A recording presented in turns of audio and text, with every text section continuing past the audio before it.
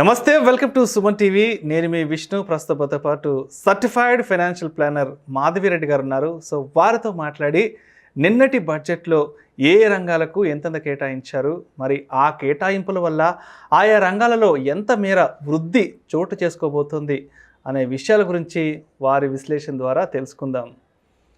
నమస్తే మాధవి రెడ్డి గారు. నమస్తే అండి. మాధవి రెడ్డి గారు, నిన్న ఫిబ్రవరి 1వ తారీఖున 2022-23 ఆర్థిక సంవత్సరానికి గాను నిర్మలా సీతారామన్ గారు బడ్జెట్ని ప్రవేశపెట్టారు. మరి ఈ బడ్జెట్లో ఏ రంగాలకు ఎంతెంత నిధులు కేటాయించారు, ఈ కేటాయింపుల వల్ల ఆయా రంగాలలో ఎంత మేర వృద్ధి చోటు చేసుకునే అవకాశం ఉందంటారు? ఆల్రెడీ మనం చూసాము మార్కెట్స్ పోస్ట్ బడ్జెట్ ర్యాలీ కానీ లేకపోతే బడ్జెట్ ముందు ఒక రోజు నుంచే ర్యాలీ అనేది స్టార్ట్ అయింది. ఆల్మోస్ట్ 2 వీక్స్ నుంచి, అంటే ఆల్మోస్ట్ 1500 పాయింట్స్ మనం నిఫ్టీలో కరెక్షన్ చూసాము. బట్ ఈ బడ్జెట్ చాలా పాజిటివ్ వైబ్స్ వచ్చినట్టుంది. But even all investors have welcomed this budget which have called as growth potential ఉన్న బడ్జెట్ అని వాళ్ళు ప్రొజెక్ట్ చేశారు. So they have introduced as manufacturing development కానీ, ఫైనాన్షియల్ ఇంక్లూజన్, ఎనర్జీ, సో ఇలాంటి కొత్త కాన్సెప్ట్స్తో, డిజిటలైజేషన్, ఇలాంటి 4 concepts: energy, digitalisation, manufacturing enhancement and financial inclusion. So ఇలాంటి 4 పిల్లర్స్ మీద ఈ బడ్జెట్ని మేడం ప్రజెంట్ చేశారు. సో ఆల్మోస్ట్ మన ఇన్వెస్టర్స్ అయితే పాజిటివ్గా తీసుకున్నారండి. Entire markets have taken this budget very positive of this growth oriented budget. So అందులో మనం మెయిన్ ఈ ఎకనామిక్, అంటే ఏదైనా ఇప్పుడు సెక్టార్స్ పెరగాలి అంటే ఎకనామికల్గా మనకు కొన్ని ఇండికేటర్స్ ఉంటాయి. సో వాళ్ళు ఇచ్చిన ఇండికేటర్స్ మనకి ఏంటంటే జీడిపి గ్రోత్ 9.2% మేము అచీవ్ చేయగలుగుతాము 22-23 ఫైనాన్షియల్ ఇయర్కి. తర్వాత ఏదైతే మనకి ఫిజికల్ డెఫిసిట్ అంటారు. సో అందరూ మళ్ళీ డౌట్ వస్తుంది, ఫిజికల్ డెఫిసిట్ అంటే it is the gap between income and expenses. So మనం కూడా బడ్జెట్ ఎప్పుడు మనము సర్ప్లస్లో ఉండం కదా. సో ఇన్కమ్స్ తక్కువ ఉంటాయి, ఎక్స్పెండిచర్ ఎక్కువ ఉంటుంది. బట్ ఈసారి ఎక్కువ ఉందండి, ఎందుకంటే గవర్నమెంట్ ఆల్మోస్ట్ 3 ఇయర్స్ నుంచి ఒకవైపు రెవెన్యూస్ తగ్గడము, ఒకవైపు హెల్త్ ఎక్స్పెండిచర్, ఈ కోవిడ్ వల్ల ఈ హెల్త్ కేర్ ఎక్స్పెండిచరు, తర్వాత కొన్ని మనకి స్కీమ్స్, ఈ గవర్నమెంట్ బూస్ట్ అంటే ఎకానమీని బూస్ట్ చేయడానికి చాలా రకాలుగా వాళ్ళు ఎక్స్పెండిచర్ చేశారు. సో ఆల్మోస్ట్ 6.4% నుంచి 6.9% వరకు ఫిజికల్ డెఫిసిట్ అయితే పెరిగింది. అది వాళ్ళు కూడా కంట్రోల్ చేస్తాము, we might restrict 6.4% of to జీడిపికి మనం చెప్తాము. సో జీడిపి కూడా మనకి $5 trillion ఉంది. సో అది కూడా $7.5 trillion తీసుకువెళ్ళాలి అనేది కూడా వాళ్ళ ఆబ్జెక్టివ్గా చెప్తున్నారు. So all these and one more important thing, tax collection, GST collections record హైలో మనము చూసామండి పెరగడం. It's almost like 1,40,000 crores. అంటే ఎంత అంటే ఇంట్రడ్యూస్ చేసింది 2017లో. సో 2017 తర్వాత హైయెస్ట్ ఫిగర్ మనకి ఈ జిఎస్టీ కలెక్షన్స్ ఈ జనవరిలో వచ్చాయి. So these are all positive నోట్తో స్టార్ట్ చేశారు బడ్జెట్ని. So what they have achieved so far అనేది.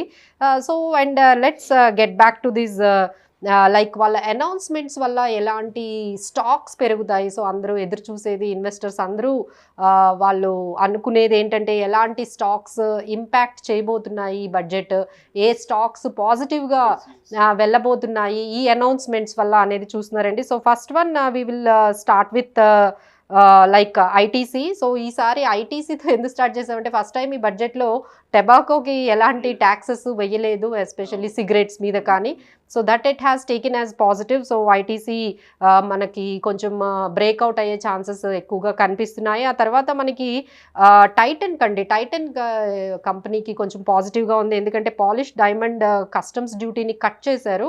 So that's going to be positive for Titan అని చూడాలి. అండ్ నెక్స్ట్ వన్ మనకు అందరికీ తెలిసింది కెపెక్స్. ఆల్మోస్ట్ వాళ్ళ ఎక్స్పెండిచర్ అంటే క్యాపిటల్ ఎక్స్పెండిచర్ ఆల్మోస్ట్ 35% ఇంక్రీజ్ చేశారండి. సో దట్ మైట్ ఇంపాక్ట్, అంటే కొన్ని infrastructure stocks like LNT, Siemens and BHEL ఇలాంటి స్టాక్స్ మనం పాజిటివ్గా తీసుకోవచ్చు. అండ్ రియాలిటీ అండ్ హౌసింగ్ అంటే 60,000 crores వాళ్ళు ఈ వాటర్ స్కీమ్కి వాళ్ళు ఎలకేట్ చేశారు. సో దానివల్ల హౌసింగ్ కంపెనీస్కి లైక్ ఎల్ఐసి హౌసింగ్ కానీ, హెచ్డిఎఫ్సి, డిఎల్ఎఫ్ ఇలాంటి కంపెనీస్ కొంచెం పాజిటివ్గా ఉంటాయి. అండ్ వేరాజ్ ఈ ఎస్సీజెడ్స్ని వాళ్ళు కంప్లీట్గా ఫుల్లీ ఆటోమేటెడ్ ఐటీ డ్రివెన్గా వాళ్ళు చేద్దామని అనుకుంటున్నారండి. సో దానివల్ల మీకు కొన్ని ఐటీ కంపెనీస్ లైక్ విప్రో కానీ, ఇన్ఫోసిస్, హెచ్సిఎల్, టెక్ మహీంద్రా ఇలాంటి స్టాక్స్ కొంచెం పాజిటివ్గా ఉండొచ్చు. అండ్ లెట్స్ టాక్ అబౌట్ ఏంటంటే ఈ డిజిటల్ కరెన్సీని ఇంట్రడ్యూస్ చేశారండి. అండ్ బ్లాక్ టెక్నాలజీని కూడా వాళ్ళు పాజిటివ్గా తీసుకుంటున్నారు. They wanted to use this block technology for this digital transaction. So అలాంటి మనము కంపెనీస్లో పేటిఎం ఒకటి ఉంది. So we can see that some kind of positive news finally for the Paytm about these digital పేమెంట్స్లో.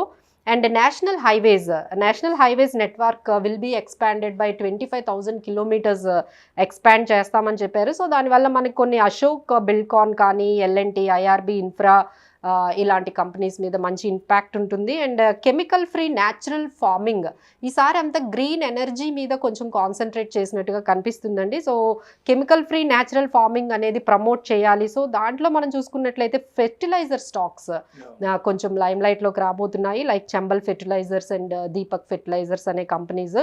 Next రైల్వేస్కి వచ్చేటప్పటికి మనకి 400 new Vande Bharat ట్రైన్స్ని introduce చేయడంతో పాటు 400 గతి శక్తి కార్గో టెర్మినల్స్ని కూడా ఇంట్రడ్యూస్ చేయబోతున్నారు.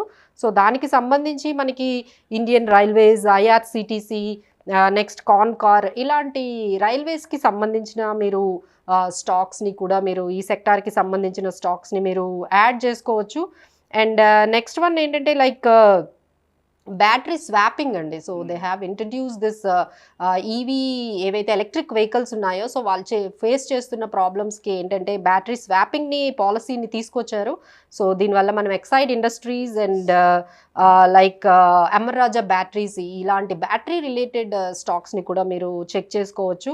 అండ్ డిఫెన్స్ ఎప్పుడు మనం చూస్తుందే ఎవ్రీ ఇయర్ డిఫెన్స్ సెక్టార్కి వాళ్ళు క్యాపిటల్ ఎక్స్పెండిచర్ పెడుతూనే ఉంటారు. సో ఈసారి కూడా ఇంక్రీజ్ చేశారు ఇంకొంచెం. సో దానివల్ల మనకి భారత్ ఫోర్జ్, బిఈఎల్, హెచ్ఏఎల్, భారత్ డైనమిక్ ఇలాంటి కంపెనీస్ మనకి పాజిటివ్గా చూడొచ్చు. అండ్ నెక్స్ట్ వన్ ఏంటంటే like there are additional manufacturing boosting అండి. అంటే like solar energy pipes and PLI స్కీమ్కి ఇంటర్లింక్ చేశారు. సో కొన్ని energy stocks and Tata Power కానీ ఇలాంటి కొన్ని పవర్ స్టాక్స్ని కూడా మీరు సుజ్లాన్ పవర్ ఇలాంటి స్టాక్స్ని మీరు లైమ్ లైట్లో చూడొచ్చు. So all these stocks you can just ఏంటంటే గో త్రూ ఇట్. అంటే మీకు కొన్ని ఆల్రెడీ మీ పోర్ట్ఫోలియోలో ఉండొచ్చు అండ్ పోర్ట్ఫోలియో లేకపోతే ఒకసారి చెక్ చేయండి, వాటి ఫండమెంటల్స్ కూడా చూడండి. So if you feel like it is interesting and fundamentally strong అనుకుంటే you can track these stocks and can add few stocks. నేను కొన్ని ఇప్పుడు మీకు కొన్ని ఎగ్జాంపుల్స్, కొన్ని స్టాక్స్, కొన్ని సెక్టార్స్ చెప్పాను. So this might impact after this post budget తర్వాత వీటికి కొంచెం లైక్ పాజిటివ్ వచ్చేది కనిపిస్తుంది. So like just add few stocks if you are interested and you feel like it is fundamentally strong stocks. Right thank you so much Madhavi Reddy garu. నిన్న బడ్జెట్లో జరిగిన కేటాయింపుల వల్ల ఏ sectors వృద్ధిని నమోదు చేసుకోబోతున్నాయి, అదేవిధంగా ఆయా సెక్టార్స్లో ఏ స్టాక్స్లో కూడా మంచి గ్రోత్ ఉండబోతుంది అనే అంశాల గురించి మా ప్రేక్షకులకు చాలా కూలంకషంగా అద్భుతంగా మీ విశ్లేషణ ద్వారా తెలియజేశారు. Thank you so much Madhavi Reddy గారు. థ్యాంక్ యూ అండి. Thank you.